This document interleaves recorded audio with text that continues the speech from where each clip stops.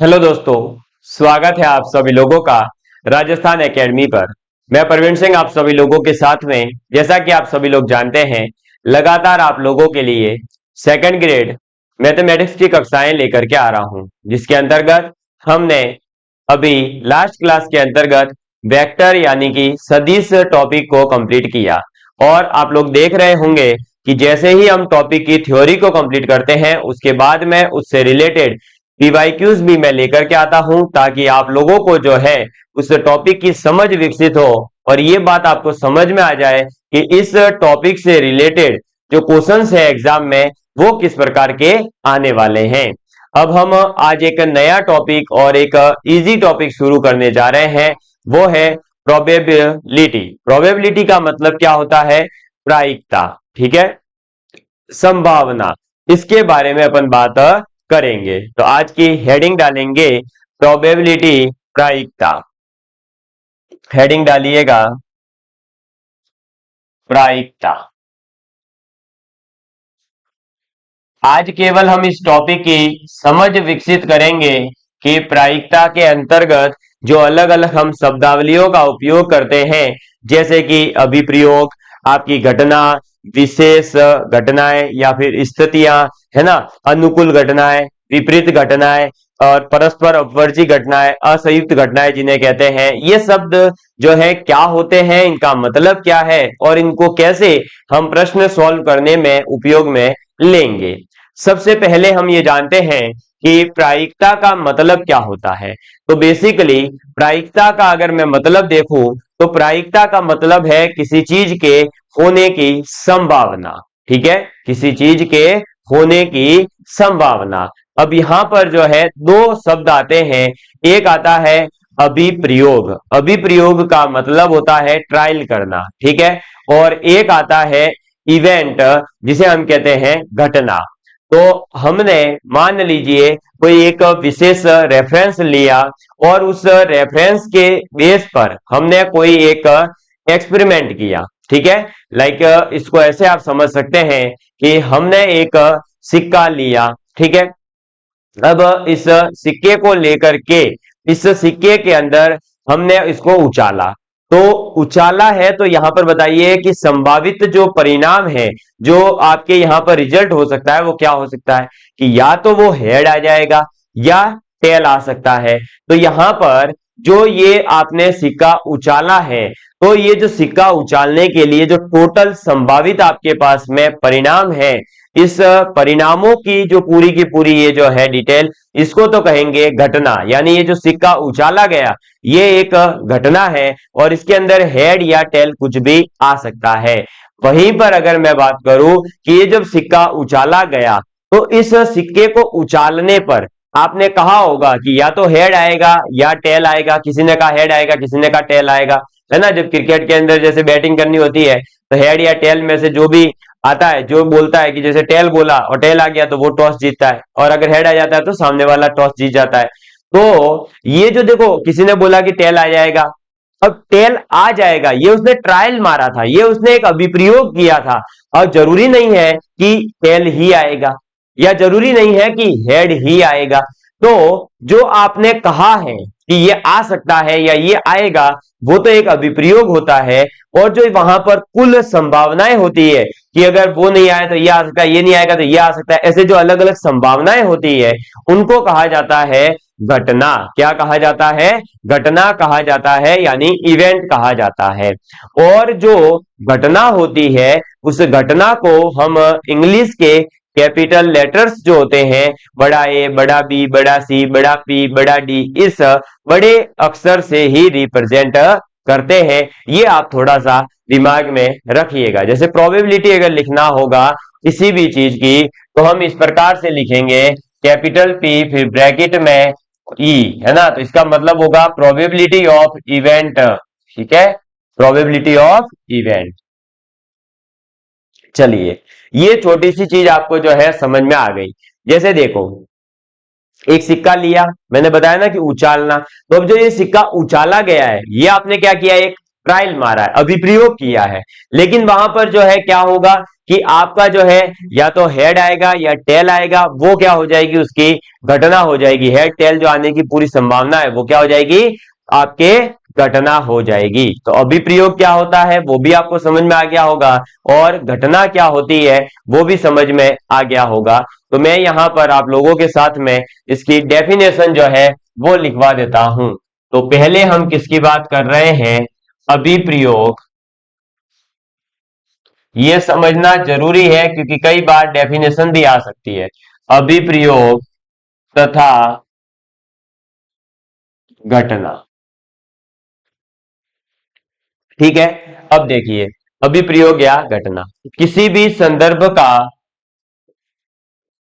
लिखेंगे, किसी भी संदर्भ का मतलब हो गया रेफरेंस, किसी न किसी चीज का तो रेफरेंस होता ही है भाई, कुछ ना कुछ तो आप किसी के रेफरेंस में ही करोगे। तो किसी भी संदर्भ का कोई प्रयोग, का कोई प्रयोग, है ना, किसी भी रेफरेंस का कोई जो आप एक्सपेरिमेंट करते हो, ठीक है, प्रयोग जिसका संभावित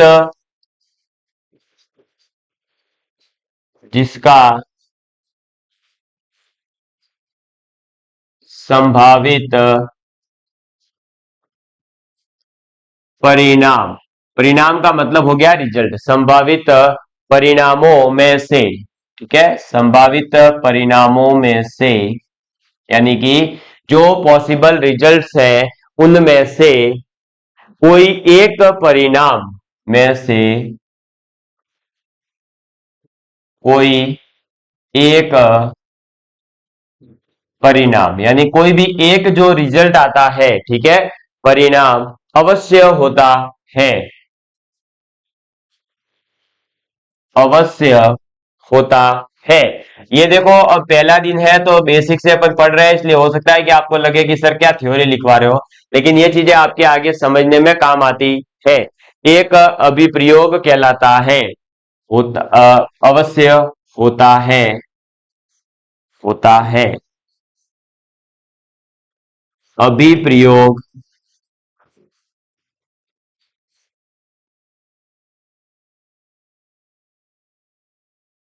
कहलाता है। ये क्या कहलाता है, अभिप्रयोग कहलाता है, तथा इसके संभावित,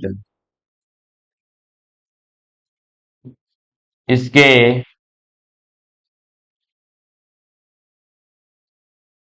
संभावित यानी कि इसके जो पॉसिबल संभावित परिणाम,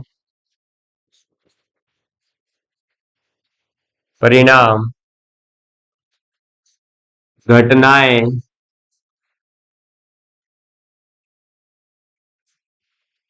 कहलाती है, ठीक है। और एक लाइन और लिख लेना, घटना को बड़े अक्षर से प्रदर्शित करते हैं, ठीक है, बड़े अक्षर से प्रदर्शित करते हैं, जैसे capital A, capital B, capital C आदि, ठीक है। ये आप नोट डाउन कर लीजिए। इसके बाद में अभिप्रयोग और घटना को समझाता हुआ एक मैं आपके सामने अभी उदाहरण भी लिखवा दूंगा, उसके बाद में अपन आगे बढ़ते हैं।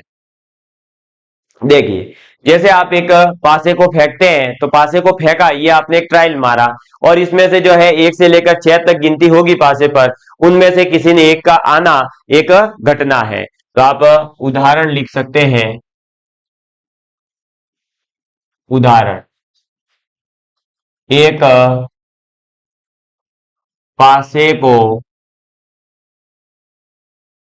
फेंकना, ठीक है, एक पासे को फेंकना एक अभिप्रयोग है, एक अभिप्रयोग है, ठीक है। ये तो क्या है, एक अभिप्रयोग है, तथा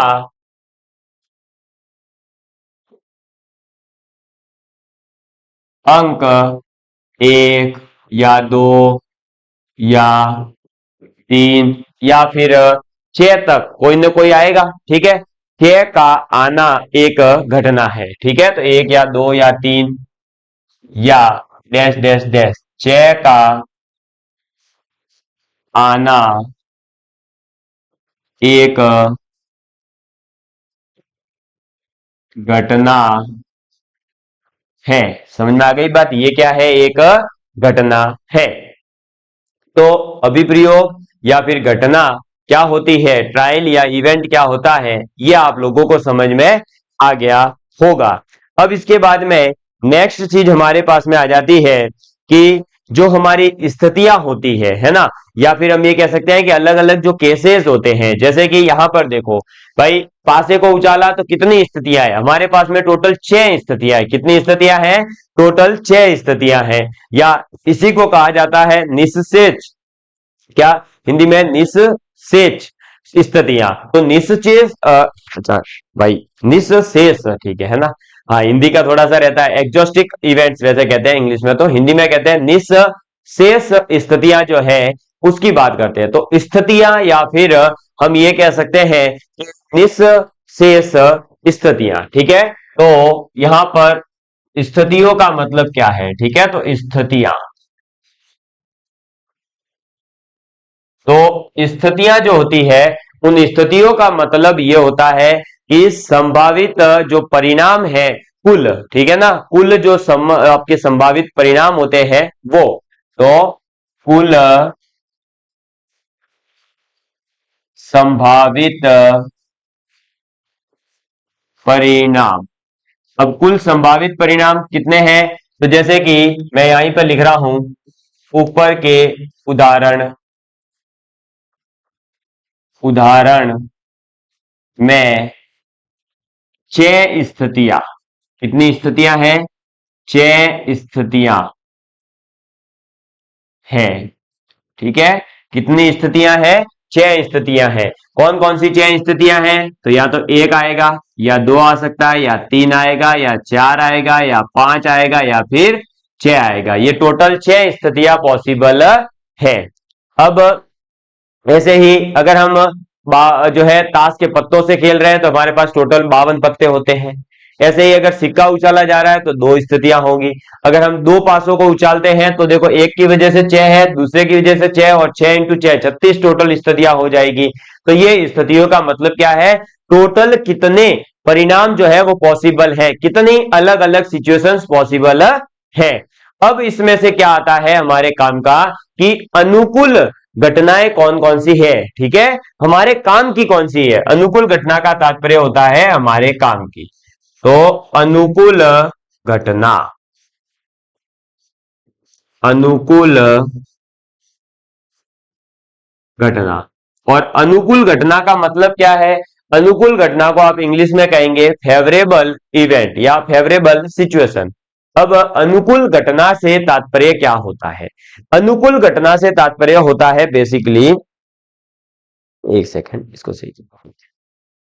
अब अनुकूल घटना से मतलब है कि आपने कोई एक ट्रायल किया। जैसे आपने ये देखो, एक ही उदाहरण लेके चल रहे हैं अपन, पासे को फेंका। पासे को फेंकने पर टोटल हमारे पास 6 स्थितियां हैं। लेकिन मान लो मैंने कहा कि पासा फेंकने पर 2 आएगा, तो 2 आने के लिए आपके पास क्या सिचुएशन है? तो 2 आने की संभावना केवल कितनी है? तो 2 जो है यहां पर कितनी बार आ सकता है भाई? एक बार। और टोटल स्थितियां कितनी है? 6। तो एक 2 कितनी बार आएगा? एक बार। तो 1 बट्टे टोटल कितनी स्थितियां हैं? 6। तो 1 बट्टे 6। तो इसका मतलब अपने फेवरेबल जो कंडीशन है, अपनी जो अनुकूल घटना है, वो कितनी बार हो सकती है? केवल एक बार, क्योंकि मैंने कहा 2 आ जाए, या फिर मैंने कहा मान लो 1 आ जाए। एक कितनी बार आ सकता है? एक ही बार आ सकता है, एक बार पासा उछालने पर। तो फेवरेबल कंडीशन कितनी हो गई? 1 हो गई। इसी को कहा जाता है कि किसी भी अभिप्रयोग के अंदर जब हम किसी एक विशेष घटना को जो है अनुकूल घटना कहते हैं। क्यों कहते हैं? क्योंकि उसके अंदर क्या होता है कि वह घटना घट जाती है। जैसे कि अगर हम जो है किसी सिक्के को फेंक रहे हैं और मैं कहता हूं कि टेल आएगा, तो टेल आने की संभावना जो है, अगर टेल आ गया तो उसे क्या कह दोगे? अनुकूल घटना हुई। अगर वो टेल नहीं आया तो अनुकूल नहीं हुई है, यानी प्रतिकूल हुई है। समझ में आ गई बात? चलिए, तो देखिएगा, आप लिखेंगे कि अनुकूल घटना। अब अनुकूल घटना के अंदर डेफिनेशन लिखने से बढ़िया है सीधे ही उदाहरण लिख लेते हैं, कि जैसे कि देखो, ऊपर वाला पासे के लिए मैं लिख लेता हूं, ठीक है, सीधा उदाहरण। अब आप समझ गए हैं अनुकूल स्थिति का मतलब, जो आपके अनुकूल हो, जो आपके प्रश्न के अनुकूल, सीधा सा मतलब ये। जैसे देखो, एक पासे को आपने क्या करा, पासे को फेंकने पर, ठीक है, तो एक पासे को फेंकने पर, एक पासे को आपने क्या करा, फेंका, और फेंकने पर सम अंक यानी कि इवन डिजिट, ठीक है, सम अंक, सम अंक का मतलब क्या हो गया, इवन डिजिट आने की, ठीक है, तो सम अंक आने की तीन, कितनी, तीन अनुकूल स्थितियां हैं। कैसे अनुकूल स्थितियां है, ठीक है, चाहे हम सम के लिए बात करें, या फिर यहीं पर जो है आप एड ऑन भी कर सकते हो विषम, ठीक है। तो देखिए, एक पासे को फेंका, पासे को फेंकने पर विषम अंक आ जाए, तो बताओ विषम अंक कितनी बार आ सकते हैं भाई, एक आएगा, तीन आएगा, या पांच आएगा, तो विषम होगा।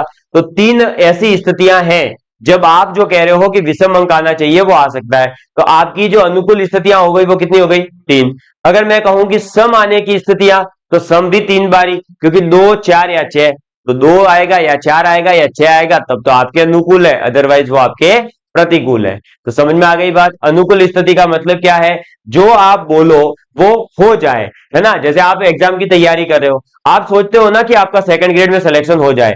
अब अगर आपका सिलेक्शन हो जाए, वो आपकी अनुकूल स्थिति है, अगर आपका नहीं हुआ तो वो आपकी प्रतिकूल स्थिति है।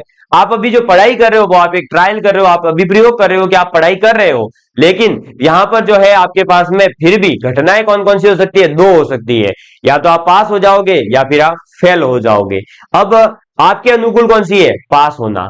ऐसा थोड़ी है कोई कि ये सोच रहा हो कि मैं फेल हो जाऊं, अगर आप फेल होते हैं तो वो आपके प्रतिकूल है। तो अनुकूल घटना का तात्पर्य, स्थिति का तात्पर्य, अभिप्रयोग का मतलब, ये सब आपके समझ में आ गया होगा, ठीक है।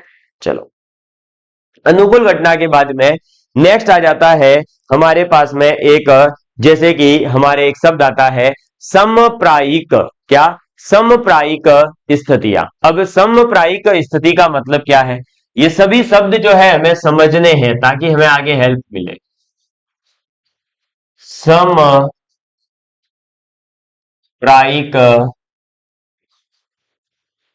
स्थितियां, अब समप्रायिक स्थिति का मतलब क्या है, इक्वली लाइकली जो है आपके इवेंट्स। अब इक्वली लाइकली इवेंट्स का मतलब क्या है, तो देखो, आप सिक्का उछालते हो, क्या आपको पता होता है हेड ही आएगा या टेल ही आएगा, नहीं, आपके लिए तो दोनों पॉसिबिलिटी है, हेड भी आ सकता है, टेल भी आ सकता है। तो वो क्या हो गए, इक्वली लाइकली, यानी दोनों इक्वल है, कोई भी आ सकता है। ऐसे ही आप पासे को फेंक रहे हैं, तो एक से लेकर छह तक की गिनती में से क्या आप ये कह सकते हैं कि इसके आने के चांसेस ज्यादा है, नहीं, कुछ भी आ सकता है, छह में से कोई भी आ सकता है। आप तुक्का मार सकते हैं कि दो आएगा और वो इंसिडेंटली दो आ जाए, वो एक अलग बात है, लेकिन आप पहले से ये डिसाइड नहीं कर सकते कि इसके आने के चांसेस ज्यादा है या इसके कम है, क्योंकि वहां पर सभी के आने की जो प्रोबेबिलिटी है वो इक्वल है, इक्वली लाइकली जिसे कहेंगे, ठीक है। इक्वली लाइकली का मतलब है कि कुछ भी जो घटनाएं हैं, जितनी भी घटनाएं हैं, वो सभी समान है, कोई भी घटना घट सकती है। समझ में आ गई बात, क्लियर। इसी को कहते हैं हम समप्रायिक स्थितियां, जब आपके अभिप्रयोग के अंदर जो है अलग अलग जितने भी जो पॉसिबिलिटीज है, जो अलग अलग परिणाम है, जो रिजल्ट्स है, वो सभी के आने की संभावना समान हो, ठीक है। सिक्के को उछालने पर हेड भी आ सकता है, टेल भी आ सकता है, तो वो इक्वली लाइकली है। आप ऐसा मान लो, अगर इसकी जगह आप ऐसा कर लेते हैं कि सिक्के के जो है हेड भाग की तरफ मान लो चुंबक लगा दिया, फिर आप उसको उछालते हो, तो भाई सीधी सी बात है कि भार नीचे की तरफ ज्यादा है, तो हमेशा जो है हेड के चिपक चिपका हुआ है तो हेड नीचे रहेगा, टेल ही हमेशा ऊपर आएगा, तो वो इक्वली लाइकली नहीं है, वो बाइएस्ड हो गया, है ना। क्या हो गया, बायस्ड हो गया। ऐसे ही मान लो आपने क्या करा, पासा जो है उसके दो के ऊपर जो है मान लो से स्क्रैच मार दिया, जिससे थोड़ा सा भाग उभर कर आ गया, तो वो जैसे भी इधर उधर से लुढ़क करके भी वापस से जो है दो ही लेकर के आ रहा है, तो ये फिर एक बायस्ड हो गया, वो इक्वली लाइकली नहीं है।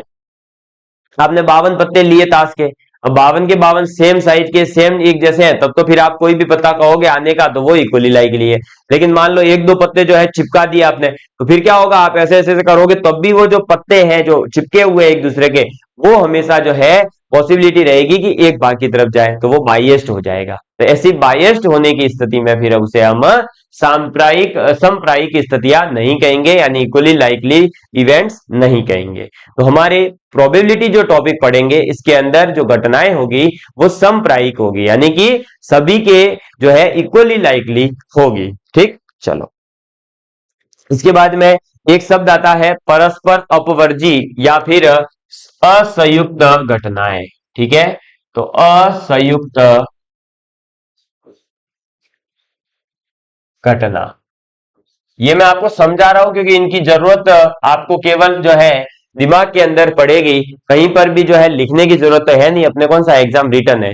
अब देखो, असंयुक्त घटना, असंयुक्त घटनाओं का मतलब होता है, सीधा सा मतलब है असंयुक्त का मतलब जो संयुक्त नहीं है, तो दो या दो से अधिक ऐसी घटनाएं जो आपके जो है एक दूसरे से क्या हो, एक दूसरे के साथ में किसी भी प्रकार से घटित नहीं हो सकती हो। जैसे कि सिक्का उछाला और ये कहा जाए कि हेड और टेल दोनों आने चाहिए, आ सकते हैं क्या? है, आ सकते हैं क्या? नहीं आ सकते।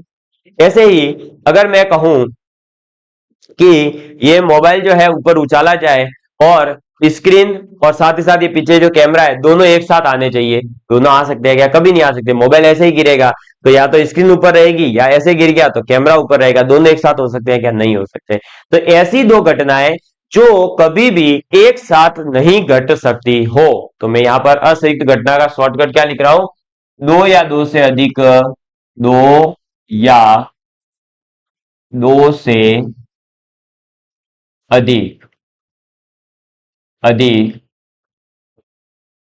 ऐसी घटना जो एक साथ जो एक साथ घटित न हो। ठीक है, ये कभी भी एक साथ जो है घटित नहीं हो सकती, इनको असंयुक्त घटना या परस्पर अपवर्जी कहते हैं। ठीक, चलो इसके बाद में एक होती है मिश्र घटनाएं, कंपाउंड इवेंट्स। अब मिश्र घटना का क्या मतलब है? मिश्र जो है मिश्र घटना का तात्पर्य ये होता है कि दो या दो से अधिक घटनाएं जब एक साथ घट सकती हो, अगर नहीं घट सकती है तो फिर उसे कहते हैं असंयुक्त, और घट रही है तो उसे मिश्र या संयुक्त घटना कहते हैं। तो दो या दो से अधिक, या आप अधिक लिख लीजिएगा, है ना, ऐसी घटना जो एक साथ घटित हो। इसका आप एग्जाम्पल के लिए देख सकते हैं, जैसे कि मान लीजिए आप एक तरफ जो है आपके सिक्के को उछाल रहे हैं और एक तरफ पासे को फेंक रहे हैं। अब आप ये कहते हैं कि पासे पर दो और सिक्के पर हेड आने की प्रायिकता है क्या? हाँ है, पॉसिबिलिटी हो सकता है कि आपने जैसे ही पासा उछाला दो आ गया और इधर सिक्का उछाला हेड आ गया, ये घटनाएं साथ में हो सकती है। तो ऐसी घटनाओं को अपन क्या कहेंगे, मिश्र घटनाएं या संयुक्त घटना कहते हैं। ठीक है, उसके बाद में नेक्स्ट स्वतंत्र,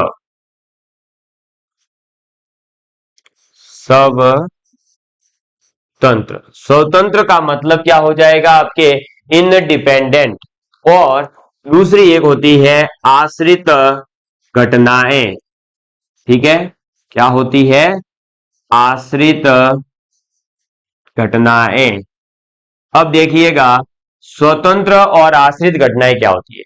स्वतंत्र घटना, इंडिपेंडेंट घटनाओं का तात्पर्य है कि दो या दो से ऐसी घटनाएं जो एक दूसरे से जो है कोई प्रभाव नहीं डालती, यानी एक घटना घट गई तो उससे दूसरी घटना के घटने नई घटने पर कोई प्रभाव नहीं पड़ता है।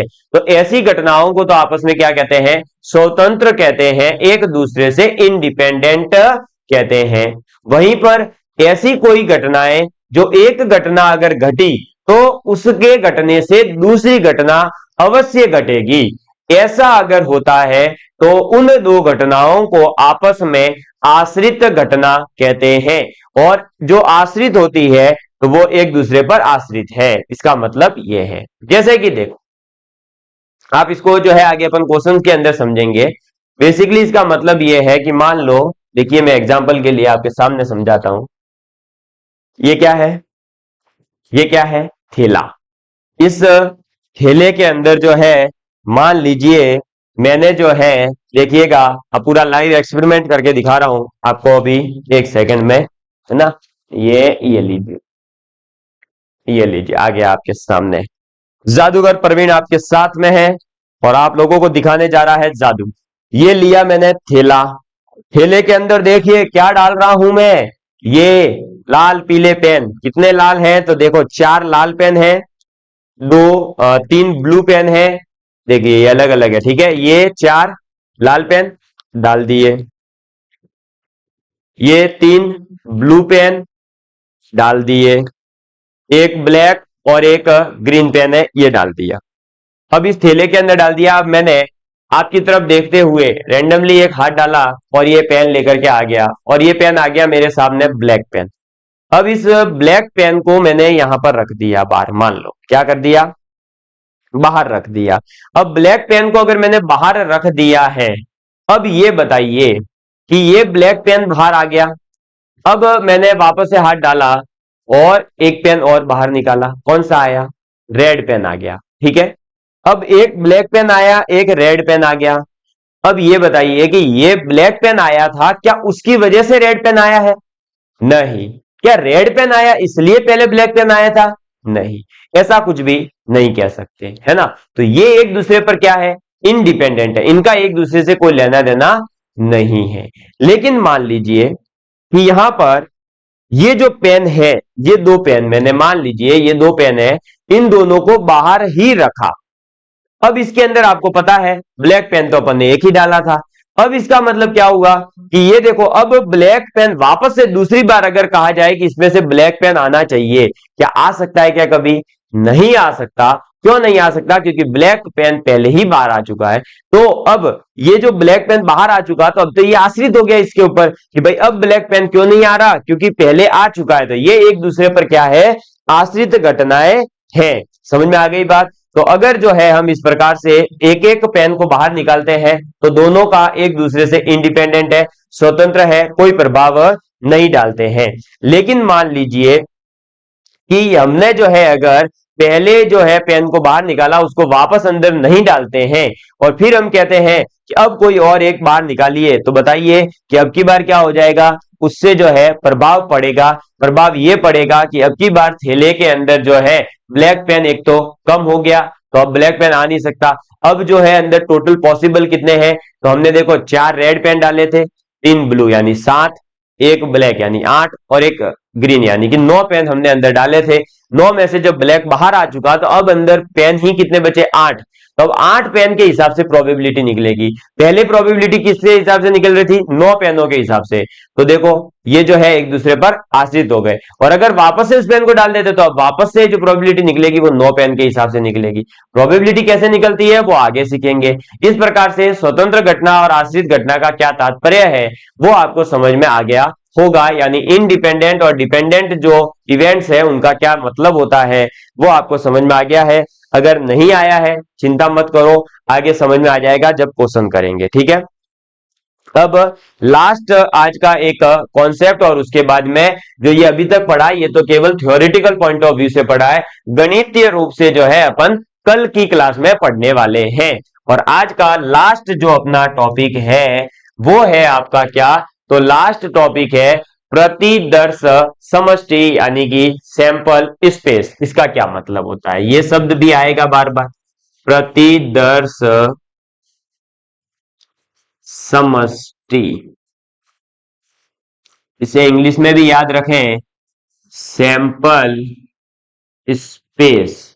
अब सैंपल स्पेस का क्या मतलब होता है?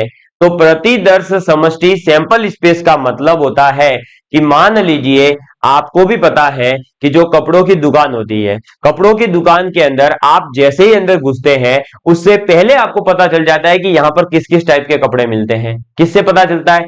जो उनके बाहर सैंपल लटक रहे होते हैं। क्या लटक रहे होते हैं? सैंपल लटक रहे होते हैं। क्या वो पूरी दुकान के सभी कपड़े बाहर लटकाते हैं? नहीं, कुछ कपड़े, जिस जिस वैरायटी के उनके पास कपड़े हैं उनमें से एक एक कपड़ा उठा करके दुकान के बाहर लटका दिया जाता है, जिससे आपको पता चलता है कि ये जो है भैया यहां पर दुकान में इस टाइप के कपड़े मिलते हैं, उसके पास में दूल्हे के कपड़े मिलते हैं, इधर दुल्हन के कपड़े मिलते हैं, इधर लड़कियों के कपड़े मिलते हैं, इधर लड़कों के कपड़े मिलते हैं, इधर जींस टॉप मिलते हैं, इधर सिले हुए कपड़े मिलते हैं। इस प्रकार से सभी पता चलता है आपको। ऐसे ही जैसे कि आप देखते हैं कोचिंग सेंटर्स क्या करते हैं, कुछ जो उनके वहां पर पड़े हुए या नहीं पड़े हुए भी आजकल तो एडवर्टाइजमेंट के लिए तो कह देते हैं कि हम पढ़े थे, ऐसे लोगों की, कुछ लोगों की जिन्होंने टॉप किया होगा या जिन्होंने कुछ विशेष किया, उनकी फोटो क्या करते हैं, पोस्टर बना करके कोचिंग के बाहर लगाते हैं।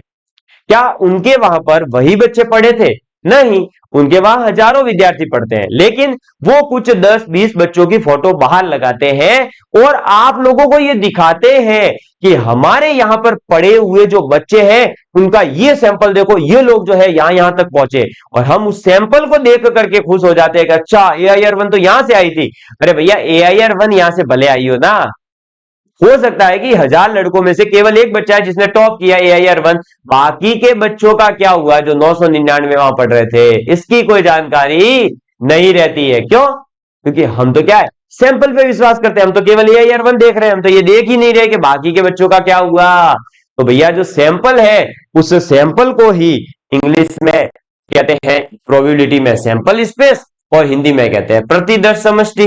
तो हम भी यहां पर जब प्रोबेबिलिटी निकालेंगे तो ऐसा नहीं है कि सभी घटनाओं को लेकर के बात करेंगे, हम उन घटनाओं में से कुछ विशेष घटनाएं सेलेक्ट करेंगे, उसी को कहते हैं सैंपल स्पेस। समझ में आ गई बात? तो सैंपल स्पेस का मतलब टोटल जो पॉसिबिलिटीज है उनमें से कुछ छोटा सा भाग बाहर निकाला जाता है। समझ में आ गई बात? चलिए, तो आज प्रोबेबिलिटी का मैंने थोड़ा सा ओवरव्यू आपके साथ में रखा। प्रोबेबिलिटी क्या होती है, इसके अंदर कुछ अलग अलग जो शब्दावलियां उपयोग में लाने वाला हूं उनके बारे में बताया। अब प्रायिकता का जो गणितीय रूप है, मैथमेटिकल फॉर्म ऑफ प्रोबेबिलिटी जो है वो अपन कल सीखेंगे। प्रोबेबिलिटी कैसे निकाली जाती है, प्रोबेबिलिटी क्या होती है, इसके बारे में। ठीक है, चलिए, love you all of you, please take care and please share with your friends. जय हिंद, जय भारत।